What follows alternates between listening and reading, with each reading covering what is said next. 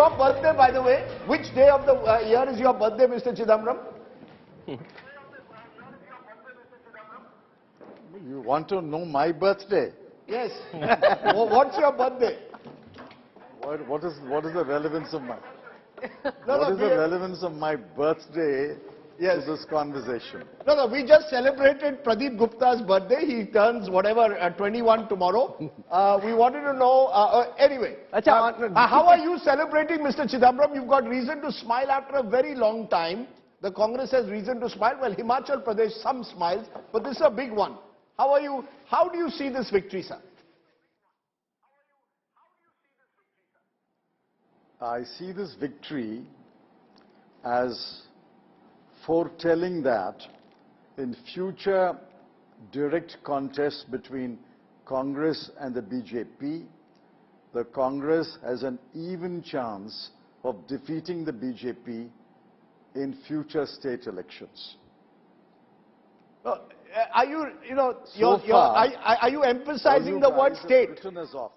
Are you emphasizing the word state? Because what we've been debating is whether you can transpose what you do in a state election nationally. We've seen in Karnataka itself, sir, the state votes very differently, state and national.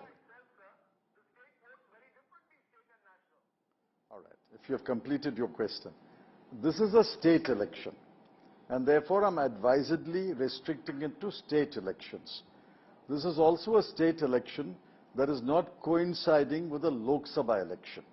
I think the dynamics are very different when a state election coincides with a Lok Sabha election, and the dynamics are admittedly different when there's a standalone Lok Sabha election. That's why I carefully chose my words and said, in a direct state election where the two poles are the Congress and the BJP, we have proved that the Congress has an even chance, if not a better than even chance, of defeating the BJP.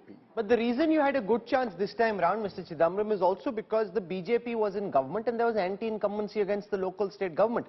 In the next three big elections, Rajasthan and Chhattisgarh, the Congress is in government, the anti-incumbency is against the Congress. In Rajasthan in particular, Mr. Gehlot and Sachin Pilot are at loggerheads. Your party hasn't been able to resolve that. In Chhattisgarh, you got a T.S. Singhdeo, Bhupesh Baghel fight. And in Madhya Pradesh, where you actually did win, Mr. Scindia went away. So could this just be one big day for the Congress, and there's a lot of challenges that lie ahead?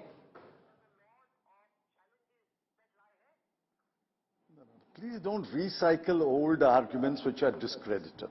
For example, before the Karnataka election, you said the same thing about the Karnataka Pradesh Congress Committee.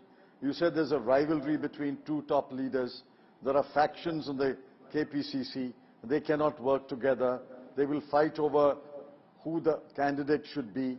They will fight over ticket distribution. You said the same thing 6 weeks, 8 weeks ago, and I remember it vividly. You say that in every election, where the Congress is on the back foot and the BJP seems to be in the ascendant, then of course everything is wrong with the Congress. Mr. Chidambaram, you know what's but not when an the old... Congress is in government and is defeated. But Mr. Chidambaram, what's not an old argument is the sheer fact that your local leadership seems to have taken the lead and done it for you.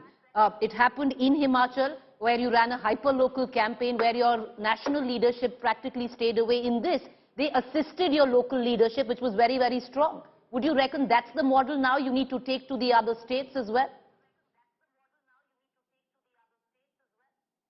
In a state election which does not coincide with the Lok Sabha election, it is a state leadership which must be in the forefront. We have done this in the past. We may not have done it in the recent past, but we are doing it now in Himachal and Karnataka. This is a good model. This is a tried and tested model. It should be allowed to work. You're a key part of the brain trust of the Congress camp. What, according to you, is the lesson that you've learned from Karnataka, from Himachal Pradesh? What do you think is a replicable model which the Congress can take to other head-on-head fights with the BJP? Yes, thank you. The first thing is, the basic organization must be intact. Even if it is a little inert, if it is not very active, as long as the basic organization is intact. We have a district committee, we have a block committee, and we have sub-block committees, mandal committee or village committees. If the basic organization is intact, that organization can be rejuvenated on the eve of an election, say 6 months before the election, it can be rejuvenated. In Karnataka, what we learned was it could be rejuvenated by an inspiring activity like Bharat Jodo Yatra. It can be rejuvenated by committed local leadership which is focused on winning an election. But where the basic organization is not intact, it has either crumbled or disappeared, it will be difficult. And I'm not even talking about such situations. I'm talking about the Himachal Karnataka lesson, which was a lesson I learned many years ago when I joined the party. The basic organization is intact. It can always be rejuvenated and inspired in the 6 months to 12 months in the run-up to the election. Go ahead. But what changes, therefore, the big question between now and April, May 2024? You see, what you're saying makes eminent sense for a state election. But at the end of the day, there's a general election in less than 12 months from now. Last time round, in Karnataka, the BJP won 26 out of 28 seats.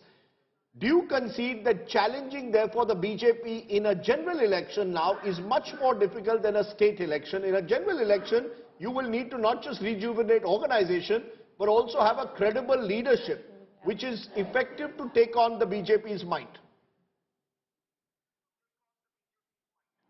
All right. Okay, I'll answer that question.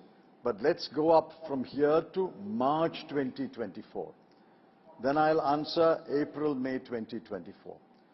From here to March 24, we have state-specific elections. Rajasthan, Madhya Pradesh, Chhattisgarh, Telangana, I think Meghalaya or something. Mizoram. About Meghalaya, because that's a peculiar situation with regional parties. Mizoram. There are peculiar situation with a number of state regional parties. In all these states, we must ensure that in Rajasthan, Madhya Pradesh, Chhattisgarh and Telangana, the basic organization is intact. We should put that organization in place immediately. Wherever there are gaps, those gaps must be filled and the rejuvenation can start. That's one. Now we go to April, May. The challenges are greater, but please remember the opportunities are also greater. The challenges are against a formidable election machine called BJP. The opportunity is 10-year incumbency, an indifferent and deteriorating economy, rampant unemployment, a diminishing labor force participation rate, and there are conflicts which are being suppressed from public view, public awareness, but these conflicts will be explained on the western border, on the eastern border, on the northern border, and above all, crony capitalism, which has left vast millions poor, if not poorer, and a small number of people have made more money than ever before. In 1 year, people have made lakhs and lakhs of crores of rupees, whereas the vast majority are either as poor as they were 3-4 years ago or have become poorer. So the opportunities are greater, the challenge is also greater.